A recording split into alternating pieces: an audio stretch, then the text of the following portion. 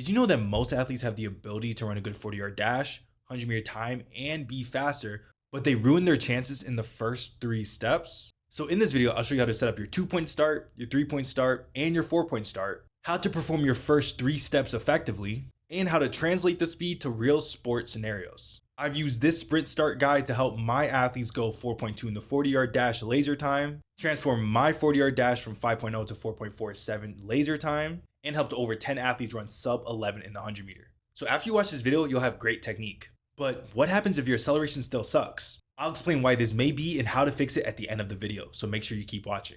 If you don't get this first step right, you won't be set up to have a good start. This first step is going to make or break your entire start. Most athletes skip this. It's going to be step 1, setting up your stance. You have 2 positions that you could start from. First is top of the line, then take 1 step back. This works for athletes who are short to average level height. The next one is start your feet at the bottom of the start line, then take 1 step back. This works better for taller athletes with longer limbs. And by taller, I'm usually talking about 6'1" and above. If the line that you're going to start from is very thick or you think you need more space, then from the starting line, take 1 foot back and then do a half a foot for your front leg. And then take another half foot. This is where you're going to put down your front leg. Most athletes think that if we go on top of the line and try to get as close as possible, it may feel like you're saving the distance you have to run because you're essentially running 39 to 40 yards versus 41 to 42 yards. But the problem here with being on top of the line is that your shin and projection angle is going to be incorrect. You see, when your shin is vertical, then you can't produce force horizontally. And in basic terms, you're going to pop up in your first step using primarily knee extension versus projecting your body forward explosively through hip extension. This is why in acceleration, we want the shin and the torso angle to match. If your shin is horizontal, but your torso is upright, you're going to be producing force incorrectly. And the same goes for if your torso is fully horizontal, but your shin is vertical. So we'll talk about this later in the video, but matching your shin angle and torso angle will give you the most optimal horizontal force production. Now that we know where our front leg should be, for a stance, we want to simply kneel down from the steps that we took from the line. But the next part is you need to know where to put your back leg to feel best. Most athletes are going to like one of 3 positions. You're going to have the knee in line with your front foot. This can be good, but it can also leave you in a crunched up position based on your body structure and limb length. Then you have your back knee in line with the middle of your foot. This is going to be the most common middle ground for athletes and what you're going to see the most, especially at the NFL Combine. Or the third position is going to be your back leg in line with the back of your front leg's heel. This allows the back leg to get some length to let the Achilles tendon get some isometric tension. This isometric will allow you to let the Achilles release elastic energy more effectively and faster. But we'll get deeper into this later in the video. All you have to do is kneel down, just put your hands down in front of you and push your body forward until you have your shoulders above the line. Very well for 3-point and 4-point athletes. Usually when you're in blocks, you might need a little more space, but other than that, it's pretty close to what you would do in a block start. But for a 2-point stance, we can follow a very similar structure. For the front leg, you either do 1 step back from the top of the line, 1 step back from the back of the line, or you just do foot on top of the line. But then for the back leg, this is where things change. You want to place the toe of your back leg in line with the back of your front leg's heel. Then you want to twist the back leg toe out and then twist the back leg's heel out. After this, you should be in a solid split stance position. Some athletes might need to adjust their back leg to move it slightly back to get a little more load on the Achilles tendon, and that's perfectly fine. This technique has helped my athletes go from struggling to increase their 40-yard dash to consistently PRing in their 40-yard and 100-meter dash time every single month.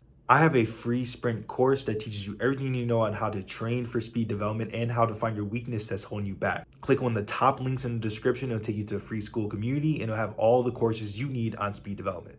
Now you have the right stance to set yourself up for a good sprint start. But if you have the right positions but you don't know the next fundamental, your start will still have massive issues. Have you ever felt like you had good power, but you still feel uncoordinated? Or every time you explode out your start, it feels like it's random whether it's going to be good or bad? This part is everything you need to do when you raise your body in your start, or you're ready to initiate your first step in any team sport scenario. And if you set up step 1 correctly, this part will take much less work than you think. All I want you to do is raise your hips or glutes up.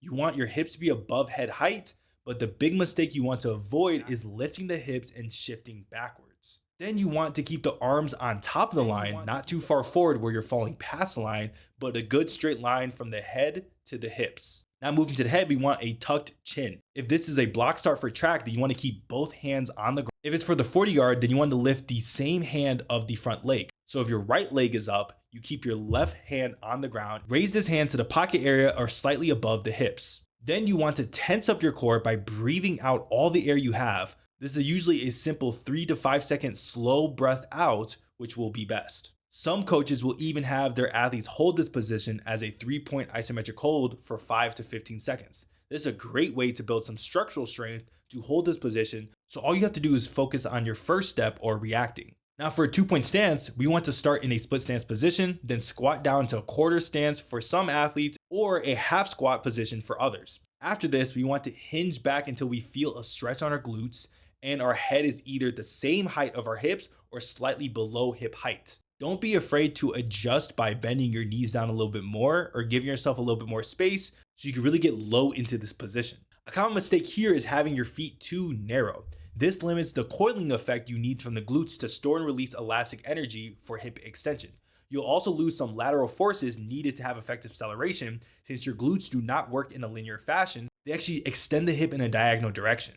Some people also enjoy a wider stance just because of the lack of hip external or internal rotation that they have. Now, if you're in a team sport scenario like blowing past a defender in basketball or any type of soccer or football scenario where you have to accelerate and explode on reaction for your first step, then it's important to focus on two things. You want to split and drop. So if you're exploding to your left, you're going to drop your front leg into a split stance position and explode off your back leg. Treat this back leg like a loaded cannon, and your front leg is simply going to drop and naturally let the shin fall. If there's anything you take away from this, please just punch your back leg into the ground and you will be able to explode past 90% of athletes who don't train that much. Another cue that helps people is to fall forward. I'm not a huge fan of this cue, but it definitely works for some types of athletes, especially elastic athletes. This will set up one of the most important parts of the start. But if you don't apply the right forces to physically move your body forward, then none of this technique training will ever matter. 90% of athletes who struggle with acceleration will mess up this right here.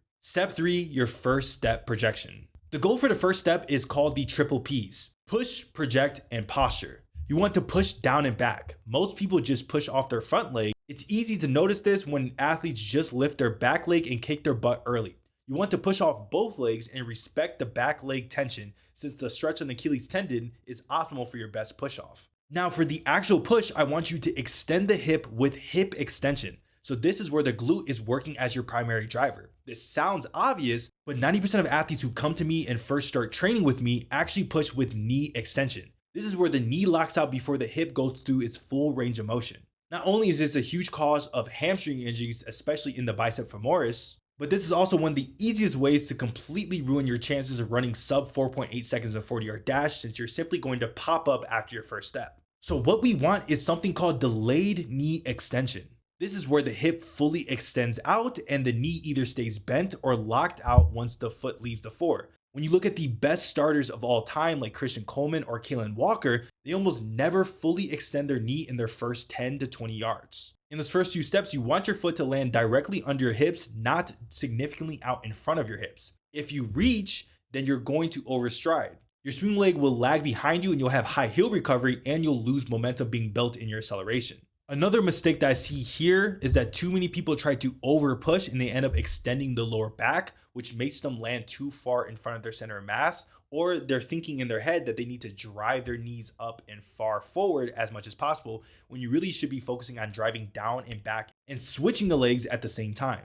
Now for projection, we want a 35 to 45 degree angle. For fast athletes who run under a 4.8 laser time, not hand time, go for 35 to 40. For beginner athletes who run above a 5.0 40-yard, shoot for about 45 to 55 degree angle. If you try to project out too low for your strength and speed level, you'll end up falling, tripping over, overstriding, or just messing up the coordination needed for good acceleration. If you project too high, then you would not be able to produce enough horizontal force to develop enough momentum to reach your highest max velocity. A weird secret tip that might be making you project too far up or too far forward is how you actually throw your arms. If you drive your arm too far backwards, which is what you hear all the time on social media, just rip your arms as much as possible, you're actually going to pop your body up because your arm is going to shoot straight to the sky. So yes, you want big arm swings and big leg action, but you do not want it to be so big where you pop straight up. A good cue I tell my athletes a lot is to throw their shoulders forward or even jump forward and down. And another key detail in this is shin drop. When your foot hits the ground, your shin should be able to drop about 10 to 25 degrees before your push off. That drop in the shin is going to let you keep producing horizontal force instead of bouncing up too soon. Now for posture, it's common for athletes to be one of two extremes. First, they're either going to be very hunched up in their first step, or the other extreme is that you overstride by pushing too hard. People end up overextending the low back in search for the pretty picture of triple extension. What happens is the hip flexor loses its reflexive action to swing forward fast. So you end up having your legs trail behind you slowly, or you end up overstriding because your body is essentially trying to catch up. We also want to match our torso angle to our if our torso is upright but our shins is horizontal, this will not be optimal for force production. We also want our torso to be rotated towards the top leg when the knee is going through hip flexion. This will also be added with a slight shoulder dip towards the lifted knee. This will be optimal for the correct coiling effect of your glutes for proper hip extension. One way to make sure your posture is clean is by using your arms correctly. Making sure that you're not driving your arms too far forward and focusing on swinging them down and back will help your swing leg recover quickly to the front. If your arms lag or swing too far forward, the back leg will also lag and overstride with your arms. Think of your legs as your engine of your car and your arms is your steering wheel. A simple cue for this triple P concept is just push and punch. You want to punch down and back quickly with your hip extensors, then you want to naturally let the leg pull forward with your hip flexors, not your knee. Now, this is one of the hardest athletic traits to develop, but without it, you won't get faster. That's why in our online speed program, the Speed Academy, we don't only take care of your technique training for you, but we also program your speed, strength, and plyometric training needed for you to become a faster athlete. So if you want to transform your speed with our done for you online speed program with weekly coaching, click the top link in the description. Now that you know how to start your race, you need to be strong enough to actually sprint faster. Otherwise, your start's gonna suck even if you have the right cues to improve your speed. So watch this video right here on how to train your strength for speed.